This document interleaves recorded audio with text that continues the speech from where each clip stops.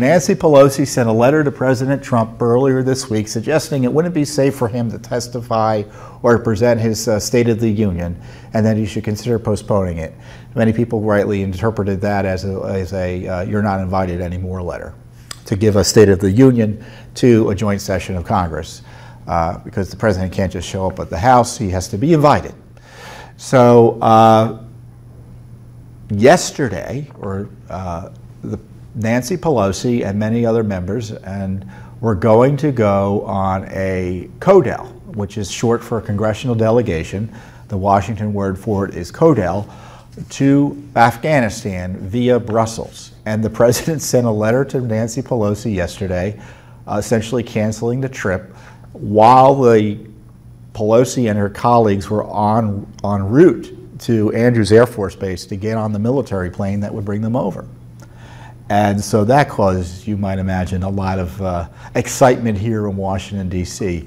What it reminded me of the fact that Judicial Watch is taking the lead, not only in exposing Nancy Pelosi's abuse of military travel, but generally the abuse of military travel by all of Congress through these congressional delegations, which is these CODELs, which are just junkets paid for out of your back pocket, out of your tax dollars. So it was 10 years ago, believe it or not, it was 10 years ago that we were exposing Nancy Pelosi's abuse of military travel. There was only one scandal that I can recall that Nancy Pelosi had during her first speakership, and that was the problem she had with contending with the publicity caused by Judicial Watch's investigations and litigation exposing her abuse of military travel. She was taking military planes back and forth to her district and had some requests that were over the top and abusive. We exposed that. And then there were all sorts of other things going on that I'll get into. And that was 10 years ago. Now I'm 50, I was 40 years old when I was talking about this last. And now it's back in the news again, thanks to President Trump. So here's some of the material that we uncovered about Nancy Pelosi's travel from 10 years ago. And it's still relevant today because she's back in power again as Speaker of the House of Representatives. In response to a series of requests for military aircraft, this is a press release dated March 10th, 2009, almost exactly 10 years ago. In response to a series of requests for military aircraft, one defense, and these are documents we uncovered through litigation in our usual FOIA process. One Defense Department official wrote, "Any chance of politely querying Pelosi's team if they really intend to do all of these, or are they just picking every weekend? There's no need to block every weekend just in case." The email also notes that Pelosi's office has a history of canceling many of their past requests. So they were demanding military travel, and which caused preparation to take place for that to happen, and then canceling it. Now, you may not know this, but there's an entire wing of the Air Force, and it's part of the wing that supports the president's travel, Air Force One, and the support that probably we don't know about because it's classified, that takes place whenever the president travels. And we've exposed the cost of Air Force One of both Barack Obama and President Trump. But that's just the tip of the iceberg. There's an entire wing that supports VIP travel, not just for the president, who's commander-in-chief, but for senior government officials and members of Congress when they go abroad. Now, I don't necessarily begrudge a congressional delegation going into, I don't know, a war zone like Afghanistan, and them having a military plane take them in. But on the other hand, these military planes aren't the military planes you think they might be. They're not, you may have seen on the movies, or if you've served, more importantly, those of you, that military transport can be pretty threadbare. You go in these big planes, you're sitting on jump seats along the fuselage, and it's not exactly comfortable. Well, the military has an entire wing that's just essentially military versions of commercial aircraft, except they're all imagine a big commercial aircraft you typically take, but all first class or business class seats, or they have smaller Lear style jets, luxury style jets that they make available to members. And typically what happens is the speaker, for CODELs at least, authorizes the travel, or if they're minority leader, as Speaker Pelosi was for a time, they can authorize travel as well, and the military typically makes the planes available given the proper request from the proper official in Congress. But you would think they would only do that for serious missions abroad, but instead they go anywhere they want. They've got the gumption to ask for it. The military isn't going to say no. Indeed, one DoD official complained about the hidden costs associated with the Speaker's last-minute changes and cancellations.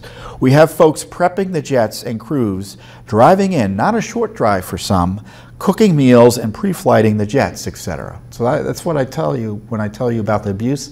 That's the sort of abuse. So you ask for the plane and then you cancel it, and all these men and women have been working to set it up, and for what?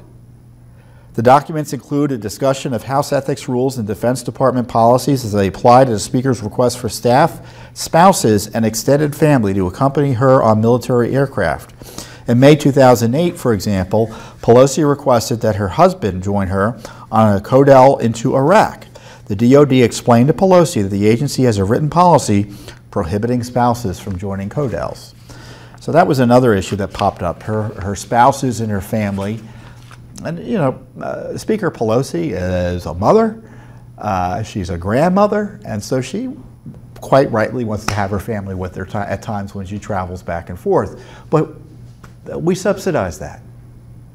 Now, in theory, there's payments that were supposed to be made for individuals who travel with the Speaker in cases like that, but the payments don't cover the cost of travel. It's a few $100s, you know, compared to the thousands of dollars an hour it costs for the plane to run. Other documents. Documents that I'm going to go through this in detail because you won't hear about this in the media, and it provides important context for the waste, fraud, and abuse associated with congressional travel that is subsidized by precious military dollars. Documents obtained from the U.S. Army include correspondence from Speaker Pelosi's office requesting an Army escort and 3 military planes to transport Pelosi and other members of Congress to Cleveland for the funeral services of late Representative Stephanie Tubbs Jones. Pelosi noted in her letter of August 22, 2008, that such a request, labeled Operation Tribute, was an exception to standard policy. Now, I don't know about you, but I can't imagine any good reason, and I remember vaguely Congressman Tubbs Jones dying, but if the members of Congress wanted to go to her funeral, they could figure out a way to get there from D.C. and other places. Either they can take a bus, they can take commercial travel. The idea that we were using military planes to bring these members over there is such a waste in my view. And it happens, and that sort of thing happens a lot, by the way. These military planes being used to bring members to other members who have passed away, their funeral services. The documents also detail correspondence from intermediaries for Speaker Pelosi issuing demands for certain aircraft and expressing outrage when requested military planes were not available. Now, intermediaries for Speaker Pelosi mean her staff. I don't know why we wrote it like that. It is my understanding that there are no G5s available for the House during the Memorial Day recess. This is totally unacceptable. The Speaker will want to know where the planes are, wrote Kay King, director of the House Office of Interparliamentary Affairs. In a separate email, when told a certain type of aircraft would not be available, King writes, "This is not good news, and we will have some very disappointed folks, as well as a very upset Speaker." Talk about arrogance and abuse.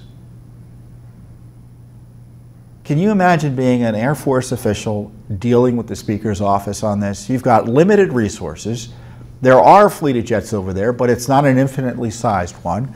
And there are other reasons to keep those jets available, usually to support the Commander-in-Chief when he travels.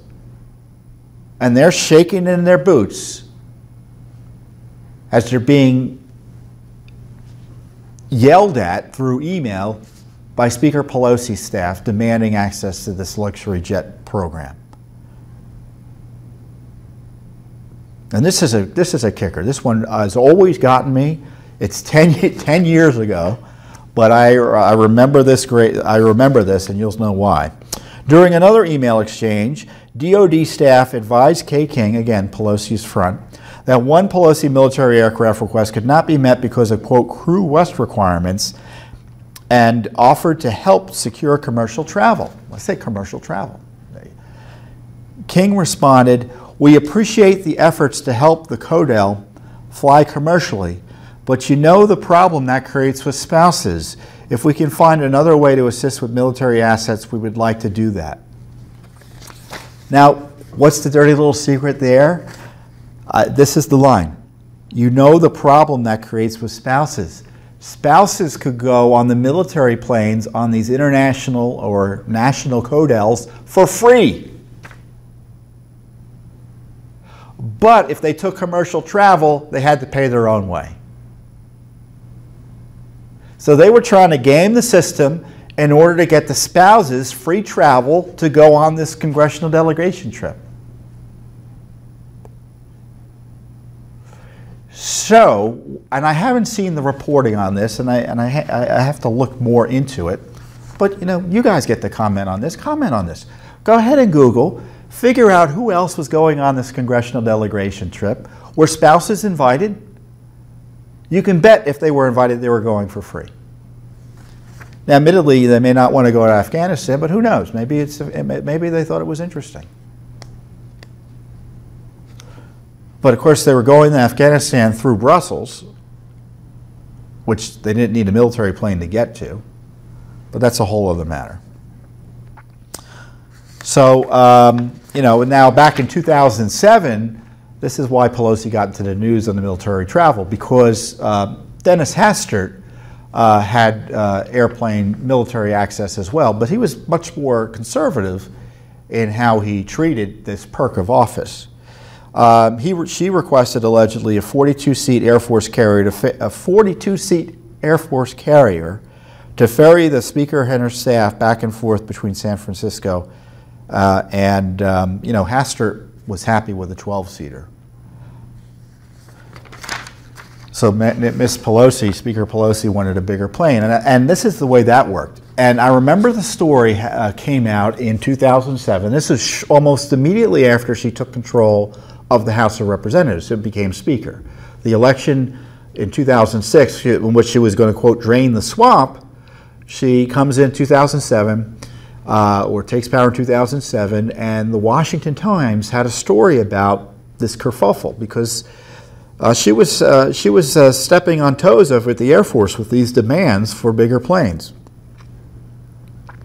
And so what happened is the media rushed to her defense and stamped the story out. But I remember quite specifically thinking, well, we're not going to let this drop. We're going to figure out what really went on. And that led to our Freedom of Information Act request and lawsuits that uncovered the full truth about what was going on.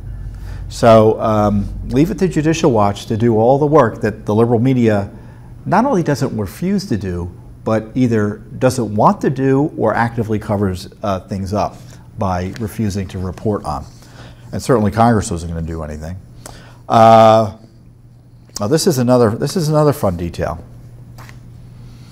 One CODEL, this document we came up with later in 2010, one CODEL traveling from D.C. through Tel Aviv to Baghdad to discuss matters of mutual concern with government leaders, including members of Congress and their spouses. It costs $17,000 per hour in aircraft alone. Purchases for the CODEL include Johnny Walker Red Scotch, Grey Goose vodka. As you might imagine, I'm not a heavy drinker, so E&J Brandy, I've never had that, Bailey's Irish Cream, Maker's Mark Whiskey, Courvoisier Cognac, Bacardi Light Rum, Jim Beam Whiskey, Beefeater Gin, Dewar's Scotch, Bombay Sapphire Gin, Jack Daniel's Whiskey, Corona Beer, and several bottles of wine. Now, I don't know about you. I travel. I hate traveling, but I do travel for Judicial Watch. The idea that I would get on a plane and start spending Judicial Watch money on alcohol like that, I'd probably cut my arm off before that would happen. Yet this is the expectation on a CODEL to a war zone. Was Baghdad a war zone at the time? Yeah, probably. That was the list. And we have all the receipts, so you can go online and look at these various documents that I'm talking about. According to a memo for the record, there was a CODEL that would involve a stop in, let's see, in Israel. They could only bring kosher items to the hotel, which is understandable. But again, kosher alcohol for mixing beverages in the delegation room was purchased on the local economy, meaning once they got there, bourbon, whiskey, scotch, vodka, gin, triple sec tequila, etc. I don't know. Maybe I'm too old, but I don't remember drinking like that even when I was younger. My gosh. So, and on top of, let's see what else we have here. We got a bunch of releases come out. Oh, this is another local CODEL that I'll just leave you with. A January 7th, 2011-2010 congressional delegation to Detroit, Michigan for the express purpose of reviewing the impact of congressional appropriations and policy in promoting innovation, technological development, and job creation in the U.S. auto industry. It cost $24,000 in commercial travel, so the military didn't pick that up, but you picked it up, and 10 grand in expenses. Oh wait, the military did pick up part of it because we sent military escorts with them. So we had senior Air Force officials escorting Congress to Detroit. My guess it was the auto show. I read this to mean the auto show, but maybe it was just more generalized meetings. So that's the Pelosi Congress and CODELs. And you can bet it continued during the Boehner Congress. Now John Boehner, the speaker, thanks to Judicial Watch, he said, I'm not using military planes. And I believe Speaker Ryan confirmed that with us as well. They didn't use military planes, at least to travel back and forth to their home districts. Now, there are CODELs that took place during the Republican-controlled Congress, which we've investigated, and I actually will have some more on that for you next week. But there was a CODEL for Mrs. Pelosi, again, while she was in Congress, that involved a trip to Italy, which I'll talk about next week as well. But it never really stopped. So the president is right to call attention to the wasteful use of the wasteful CODELs. I mean, we can argue whether or not members of Congress should be going to Afghanistan on taxpayer dollars, what the value of it is, but we do have a government shutdown, and government shutdowns are useful not only because they save us money, but also because they highlight the fact that government is doing a lot of things it doesn't really need to do. And by calling attention to the CODELs, at least we have a debate about the fact we have our military providing VIP luxury travel for our Congress.